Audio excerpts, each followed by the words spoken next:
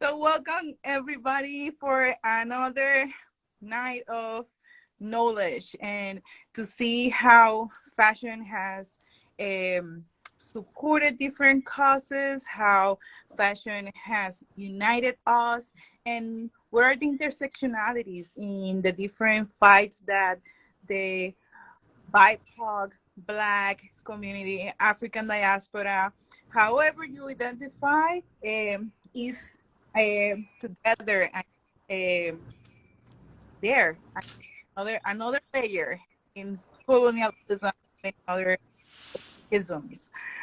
So Precious, thank you for being here. How are you doing? I'm a little bit tired today, but I'm happy to be here. Thank you for inviting me for this three-part series. And I have whew, a lot of information to share tonight. I even made notes tonight because my brain cannot carry all that I learned. Oh my God, this is going to be really, really interesting conversation.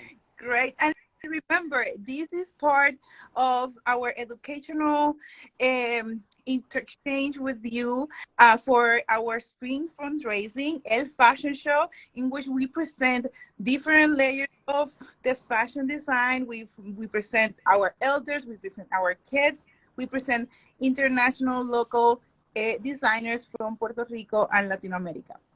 So let's start with me. I have an overall talking about our last conversation about denim. So now, what are we talking today, Precious? Well, I want to start by saying one thing. Today is the 56th anniversary of the Black Panthers marching into the California state capitol fully armed to protest an anti-gun bill by an Oakland Republican named Don Mulford. Now, what makes that so interesting, because we're going to talk about the Panthers tonight, is that California enacted this passed this gun law. Ronald Reagan wrote it into law because the Black Panthers were patrolling their neighborhoods fully armed because of what? Police brutality. And the most interesting part is that I read in Time magazine that the NRA supported California's, yes, Mulford law. Isn't that interesting? Are we All things surprised? considered. Are But we it lets you know that if Black and people of color want to have guns, then we'll pass some laws to curb that. Of course, of Okay? course. So thank you for that history note. Okay. So, Nasheli, you have our images ready? I am ready. Okay. Did you see my note to switch 6 and 7? No. Okay. Well, that's okay. I'll talk you through it. Okay. Okay. So why don't you put up number 1? Okay. Okay. Okay, back it up a little bit. Back it up so we can see both images. Perfect. Okay, so there are many theories about the origin of the beret, and one of the most unusual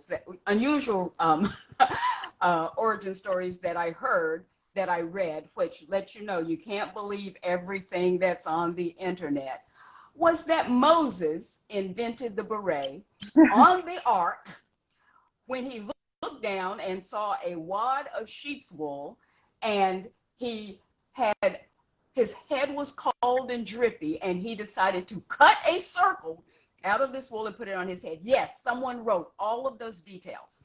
And all I could say was, I don't think in the midst of 40 days of rain and all of this, Moses would take the time to cut a circle of wool out and put it on his head. So we're going to leave that origin story out of this completely. All right? Great. Okay, and no disrespect to Moses, but I just don't think that happened. Keep that image up. So I'm going to put that image back. Yeah, start with the beret that most of us recognize today. There you go. It's a beret that originated in the Basque region of Spain, which is also on the border of France. It was primarily used by shepherds. And what I read was that they originally took the wool, from the sheep they were herding, and they would wad it up and put it in their shoes to keep their feet dry and warm. And from that, they realized that they could make hats from this, and that's basically what they did. It originated around 1827, and it became a staple of the male peasant wardrobe. And show the other image, Nasheli, and you can see people traveling from their villages into town to buy supplies once or twice a month, and you can see that all of these men are wearing those types of berets. Yeah. All right. Now, image number 2. Back it up a little, or you can show each one. That's fine. Yep. So now these hats that I'm talking about were adopted by the elite French military regiment called the, I'm going to try and say it, Saussure Alpin. Okay. And that was adopted around 1890. Now, these men were highly trained for combat in the Alps, which, of course, is the highest mountain range in Europe. These berets were really floppy and large, and they were possibly made that way to sort of, they could turn them and prevent the sun from blinding them and lots of different things, but basically for warmth. No, Exactly. Yes. So we'll go through everything and then talk about it all in the end. How's that? Yes. Okay, now this image, you can see today almost every military in the world wears some version of the beret. The large floppy one, which is, let's see, it was upper right, but I guess it would be upper left on the screen. That's the modern day Chasseur Alpin. And then you can see the green berets on the opposite side. And then the other soldiers pictured here are from Ethiopia, Niger, Russia, and India. So you can see everyone around the world now is wearing a beret as part of their military uniform. So then it's a functional statement, but then now is also a social statement. Exactly. Yes. Absolutely. So now here we go. This is where I think the beret really came into play with regard to resistance. Excuse me. The beret became associated with the working class in France in the 1920s. Mm-hmm. And today it's known as the national hat of France. But the beret became a symbol of the French resistance during World War II, when French citizens took up arms against the German occupation of France. And the average French man or woman, they were trained in weaponry, they were given ammunition to fight the Germans. Everybody was involved. It was all hands on deck. And you can see these various photos of the French during this time period, all wearing their berets. Yeah, and many custom designers and sewers were part of the resistance. Absolutely. Now, this is the image that most of us associate with the Revolutionary Beret. And, it became a symbol of rebellion with Che Guevara. He was the Argentinian. He was a Marxist. He was a revolutionary who was the comrade of Fidel Castro. And in the other image, you can see both him and Castro donning berets. Yeah, that is an image that I remember being in Puerto Rico in the UPR, and in the National College, everybody using this Che Guevara image is absolutely iconic. And if you look in the, if you start to research berets and some of the organizations we'll talk about today, when you look at them sitting in their headquarters, you will often see that image of Che Guevara on their walls. All right. Now, you did switch it. Thank you.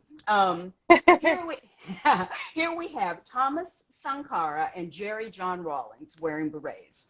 They, I don't know if they were influenced by the Black Panthers or Che Guevara, but you can see that they're both wearing berets. Both of these African men orchestrated coups in the late 70s, early 80s. And eventually, both of them became presidents of Burkina Faso, which was formerly Upper Volta, and Ghana, respectively. Rawlings, Ghana, and Sankara of Burkina Faso.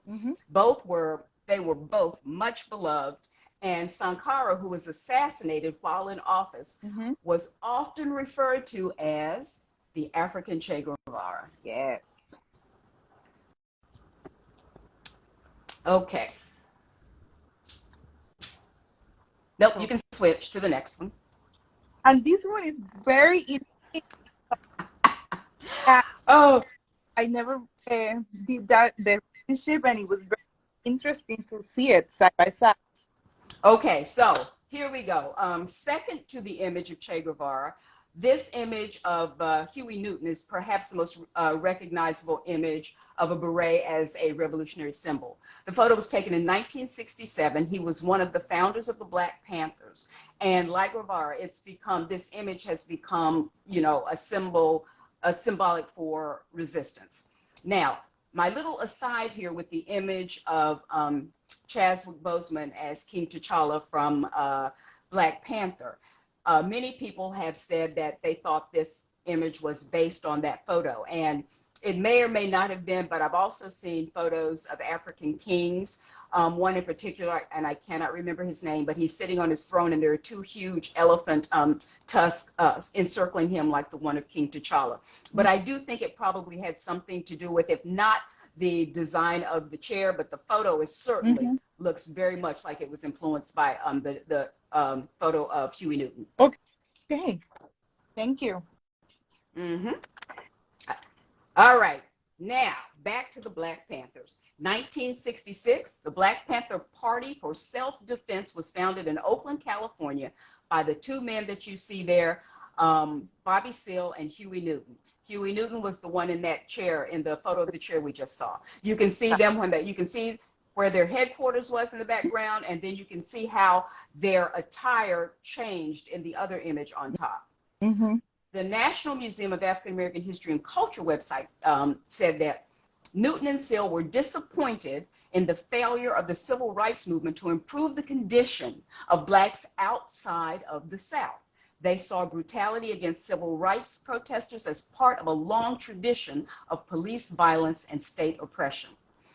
The official uniform of the Black Panther Party was a black leather jacket, black pants, a powder blue shirt, a black beret, sunglasses, and an afro. Essence magazine reflected that their uniforms fostered organizational cohesion and pride.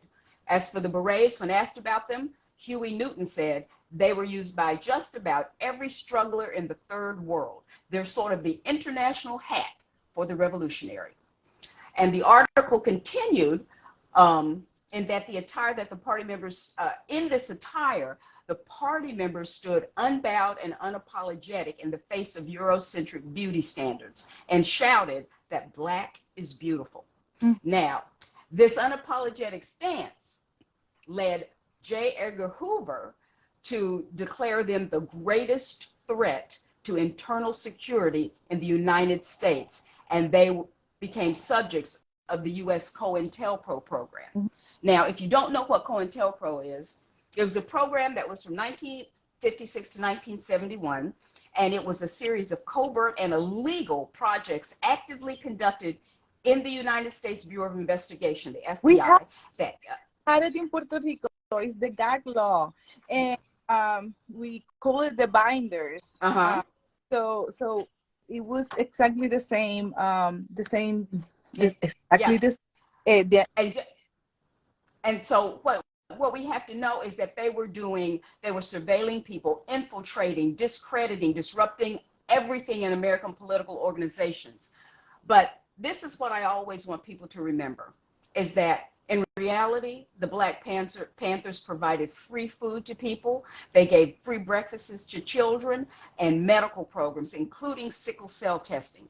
So they were really about community. Actually, everybody I'm going to talk about tonight was about community. And the other thing I want you to remember as I go forward with the conversation, as we go forward with the conversation, is that one of the things I learned was that every one of these organizations were supporting each other at the time. And that's something that always makes people in power nervous, because they know that there's power in numbers. And so everything was done to disrupt this unity. Yes, yesterday we had a conversation that yesterday, the Day of the Worker, Día de las Trabajadoras y Trabajadores. And in Puerto Rico is a very important day, because in Puerto Rico the workers are the suffering retirement. We are losing a lot of rights. And it is Morales, one of the young lords, told us that to create these cohorts and get to get what is happening and what is affecting our communities. Now, I want you to know, Nasheli, I'm losing some of your voice. It's not coming through in case I don't reply to something. Okay, now we're going to talk about the Young Lords. They were founded by Jose Chacha. Is it Jimenez? Jimenez. Am I saying it right? Jimenez? Jimenez. From Caguas, Puerto He was from Rico. the same place as Nasheli. Exactly. Exactly. That's him in the upper right. Okay, I'm having to change everything I wrote.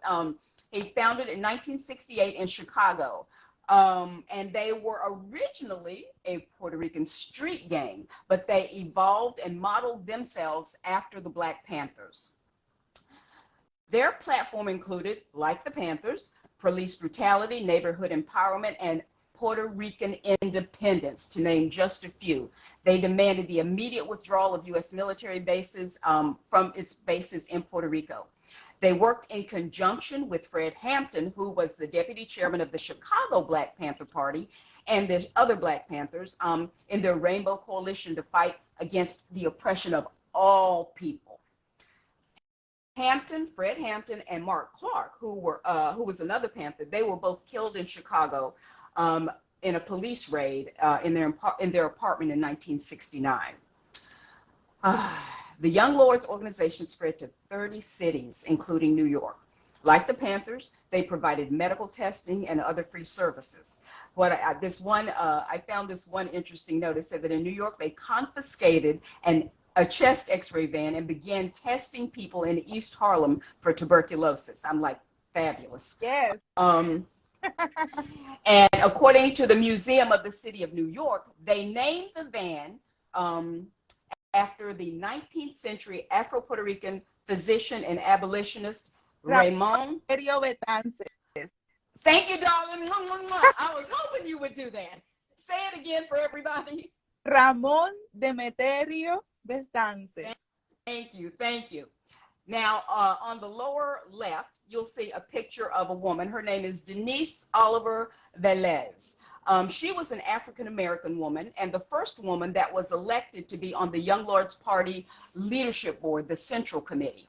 Now, according to various sources, 20 to 30% of the Young Lords membership were Black Americans. Oliver ended up quitting the Young Lords when it relocated the New York headquarters to Puerto Rico, and she then became a member of the Black Panther Party. In 1970, the New York Young Lords broke away from the national organization in Chicago.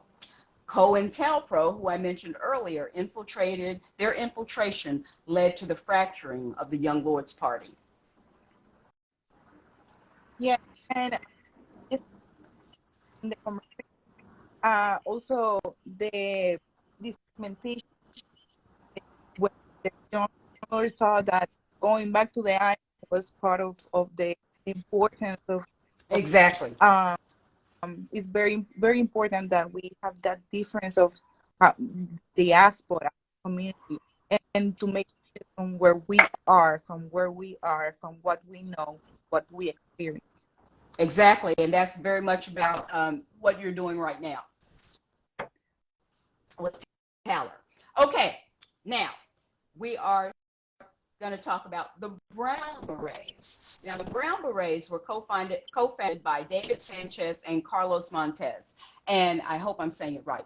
And they are in the center photo, the upper right, the two people in the center. They were originally known as the Young Chicanos for Community Action, which was founded in 1966. Like the Young Lords, they were modeled after the Black Panther Party. They were a pro-Chicano movement whose membership was primarily young Chicanos in their teens and early 20s. Now, they were fighting for self-determination, farm workers' rights, and against police brutality and anti-Mexican discrimination in the United States. They also provided medical services like the Panthers and the Young Lords. In 1972, this was like amazing. The Brown Berets occupied Catalina Islands for 3 weeks from August to September. They claimed the island was the property of Mexico. But when the police came to remove them in September, they peacefully left, having drawn attention to the issue. And as we all know, the islands are still considered part of California. Mm-hmm. When the Brown Berets were disbanded in 1972, a total of 36 chapters had been established, primarily near college and university campuses.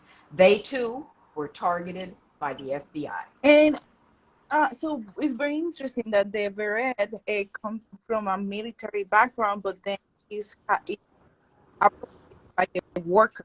That Yes. what we have as the center of the conversation in all these groups.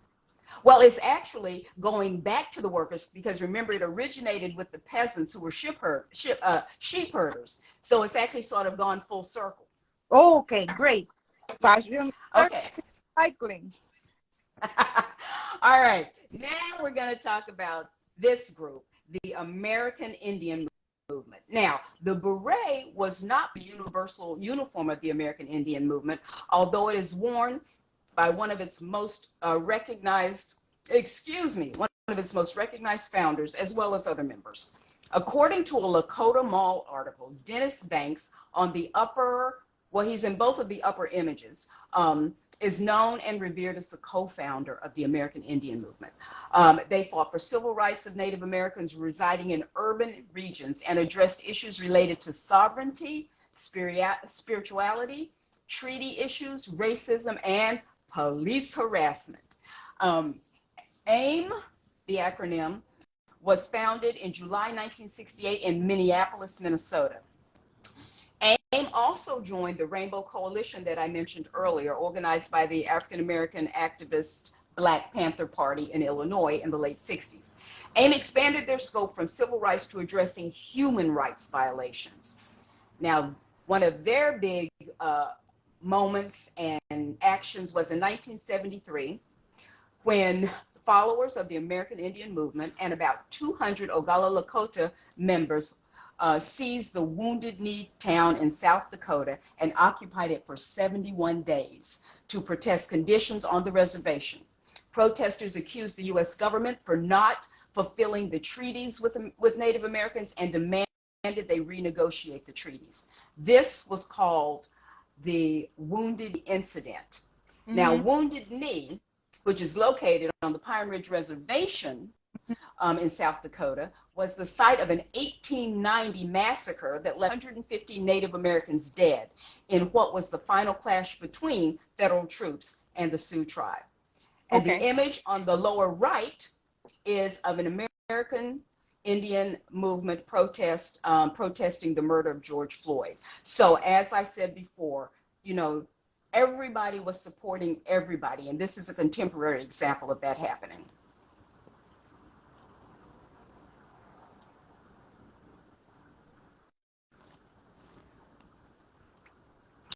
Okay, now this was a really interesting one, and there's very little information about this group. They're called the Black Beret Cadre, and according to a book on them by Quito Swan, well, actually Black Power in Bermuda was written by someone named Quito Swan. The Black Beret Cadre was formed in Bermuda in the late summer of, oh yes, that's right. Someone just put something up about the Roman cap, but that was so far back and not exactly like a beret. I didn't include it, but yes, you're right with that information. The Black Beret Cadre was formed in Bermuda in the late summer of 1969 by John Hilton Bassett. And you can see him now it's in the right image, a second from the right. During its relatively short period of overt activity from 69 to 72, it sought to bring about political resolution in Bermuda through Black power. Now, in Bermuda's colonial context, this implied economic, political, and cultural independence from British imperialism. Bermuda's colonial government attacked the cadre via hostile tactics, just like COINTELPRO and the FBI.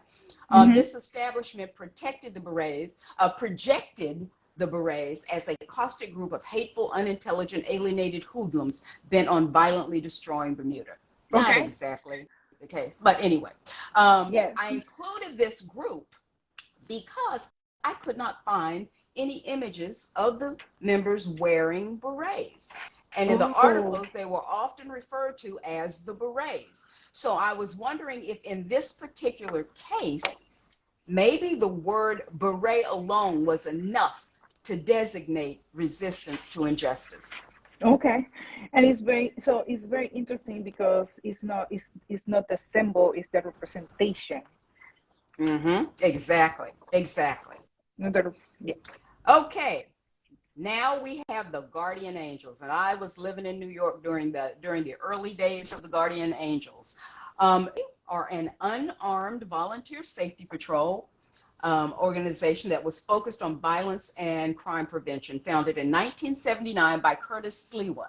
And if you look at the top, he is in both of those images in the center in his early days, and the other one is from this year. And they had just celebrated their 44th anniversary. They originally focused on the subway system, but they also did street patrols. Okay. They were trained in first aid, CPR, law, conflict resolution, communication, and basic martial arts. Members must be 16 years old with no gang affiliation, no serious criminal record, and you cannot belong to any hate group. So in order to be easily recognizable, they are identified by their red berets, their red jackets, their white t-shirts with the Guardian Angels logo. They are a nonprofit organization that has established numerous community outreach programs, and they have established chapters all over the U.S. and internationally. Now, like all of the previously mentioned organizations, the Guardian Angels are not without controversy. In 1992, Sliwa had to make a public apology for faking several subway rescues in the 80s in order to gain publicity for the group. But the Angels are still at work focusing on neighborhood safety. Great. And this image, I love it. I love this one too. So to finish up, I'm just going to I have a couple more images. This image is an example of individual resistance through the beret. So in 1968, some of you may know that during the 1968 Olympics in Mexico, Tommy Smith and John Carlos raised their black leather gloved fists during the playing of the national anthem as they stood on the podium in first and second place, I think, or first and third, I can't remember. Anyway, but according to the New York Times, Smith explained, we were concerned about the lack of access to good housing, our kids not being able to get into good schools or attend, top colleges, but mainly the protest was about Black dignity. 2 weeks later, Black Yale cheerleaders raised gloved fists, and one of them is wearing a beret.